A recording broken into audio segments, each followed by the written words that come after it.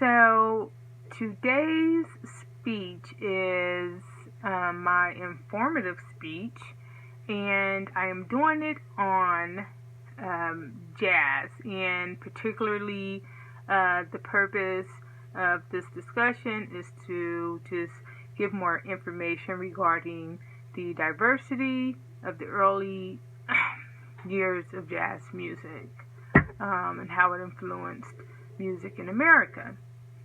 The great thing about jazz is it is considered America's only original art form. It's the only thing that we have as an art that has went all around the world, that other cultures and countries listen to and try to form their own genre or their own types of jazz music. So, most people are familiar, most people in today's society are familiar with the type of jazz that is known as cool or smooth jazz. A lot of people aren't aware that there are different sub-genres of jazz within jazz. There's just not one type of jazz music. So I chose to inform people on swing jazz, ragtime jazz, and bebop jazz. To put it in the correct order, ragtime jazz would be first, then would come swing jazz, then there would be bebop jazz. So as I was saying, most people are familiar with cool or smooth jazz. This is the type of jazz music that was mostly popular, I would say, late 60s, early 70s.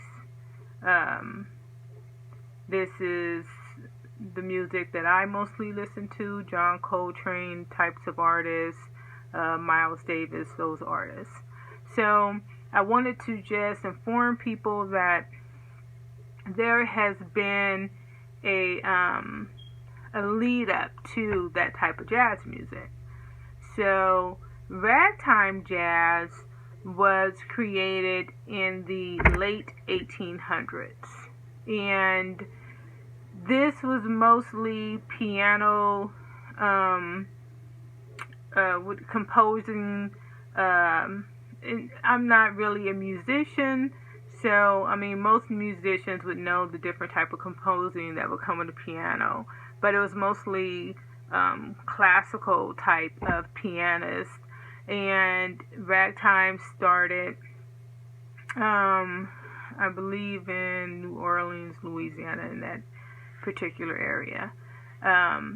So this was the early formation of jazz music, and it was very, it wasn't very popular when it first started. It took a while for the progression of jazz music to gain notoriety, for it to get where it is today. But it started to really, get its big break with ragtime music. And one of the artists that helped really bring ragtime to the forefront, let's see here, just looking at my outline here, was Scott Joplin, who composed 44 original ragtime pieces before he died in 1917. But ragtime really, he helped it really pivot into its popularity at that time in the late 1800s. So this is where we see, African Americans at that time were already, listening to jazz, composing jazz, and it was just part of the lifestyle of African Americans at that time. but it didn't gain its notoriety until the late 1800s when white Americans started to really like it.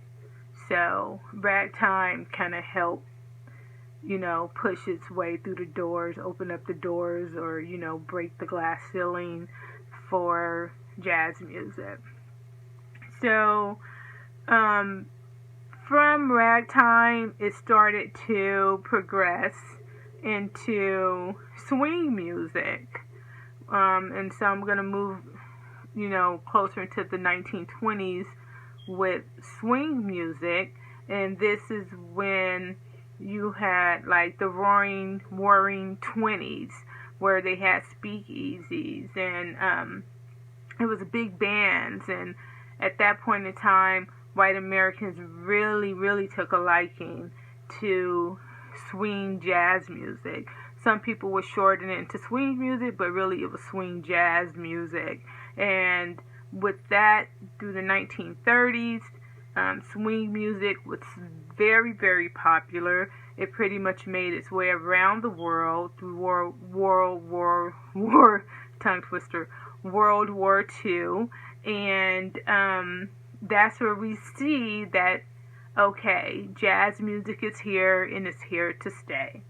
So I wanted to get people more informed about the early days of jazz music, starting with ragtime in the late 1800s, moving further along to the 1920s, 1930s, and 40s with swing music. And then now I want to talk about bebop. So bebop jazz,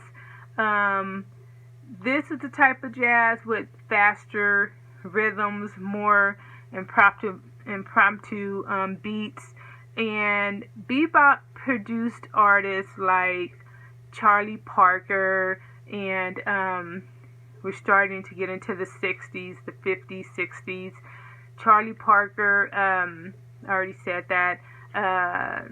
Thelonious Monk, which he was a pianist. My father introduced me to Thelonious Monk. He really liked him. Charlie Bird, and other artists like that helped bring bebop into the forefront. And I'm glad that I was able just to inform you a little bit about the early days of jazz music, and also just to let people know there's not one particular type of jazz. There's different types of jazz, and I hope it just piques your curiosity to want to get to learn more about jazz music and how its contributions to America help catapult America as, a country that's leading in the arts when it comes to music. Thank you, and I hope you enjoyed it.